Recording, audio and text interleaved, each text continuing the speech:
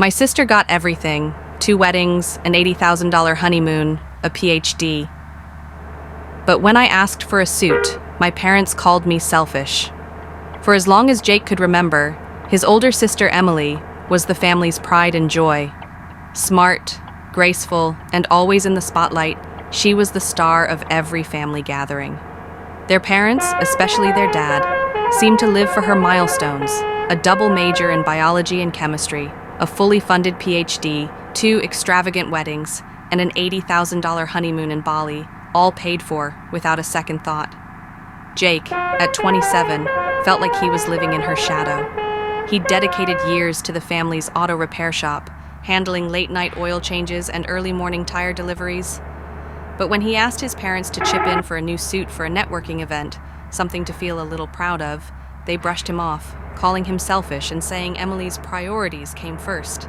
The hurt had been building for years, but it exploded at his parents' 35th anniversary party. They'd delayed the celebration for months to fit Emily's packed schedule, only for her to fly off to a research symposium in Boston a week earlier. At the rescheduled party, as his parents gushed over Emily's latest published paper, Jake lost it.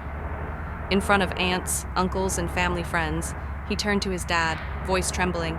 "Why is it always about her? Do I even exist to you?" The room went quiet. His dad's face turned to stone, and Emily, usually so polished, shot him a look of hurt and disbelief. The aftermath was brutal. His parents gave him the cold shoulder, and Emily stopped replying to his messages. Jake tried to patch things up, but his calls went unanswered.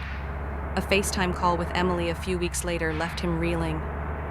Her cool, sharp words, "You've always been envious, Jake. Maybe it's time to act like an adult," cut deeper than any fight. Devastated, he started questioning himself. His girlfriend Sarah didn't help, downplaying his feelings as overreacting while subtly pushing him to stay in his place. It wasn't until a buddy convinced him to try group therapy that Jake began to untangle the mess of emotions inside him. In therapy, Jake confronted his resentment and jealousy head-on. He'd spent years comparing himself to Emily's perfect image, unaware of her own pain. Through raw, emotional sessions, he learned she'd suffered 2 miscarriages, losses she'd kept hidden to uphold her flawless facade. He realized his parents' favoritism wasn't because they loved him less, but because they were so focused on propping up Emily's high-stakes career. Jake also faced his own mistakes, his bottled-up anger, his failure to speak up calmly, and his dependence on Sarah, whose subtle control had fueled his insecurity. The breakthrough came when Jake ended things with Sarah, whose manipulations had held him back. Selling the auto shop, a constant reminder of his resentment, gave him a clean slate. With his family's hesitant support, he enrolled in a master's program in sustainable energy in Colorado, a passion he'd put on hold to keep the business running.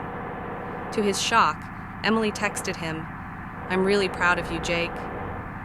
Her words, warm and genuine, felt like a bridge to something new. In Boulder, Colorado, Jake found his footing. His small apartment overlooked the Flatirons, and his classes pushed him in ways the shop never could.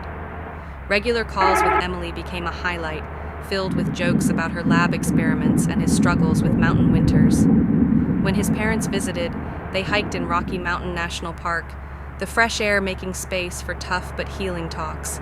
His dad admitted he'd focused on Emily out of fear her dreams would collapse without their help. His mom, eyes misty, said she hadn't realized how much Jake was hurting. They weren't perfect apologies, but they were honest, and Jake accepted them. One chilly evening, standing on his balcony with a view of Boulder's twinkling lights, Jake felt a weight lift. The kid who'd felt invisible was gone, replaced by a man who knew his own worth. Emily wasn't his competition, but his sister, human and imperfect. His parents' love, though flawed, had always been there in their own way. Through therapy, grit, and time, Jake had built a life where he didn't need to fight for attention. He was enough, worthy of love, worthy of respect, and worthy of the future he was creating. As he watched the sunset paint the mountains gold, Jake grinned. Emily might have had the spotlight once, but now he was ready to shine in his own way.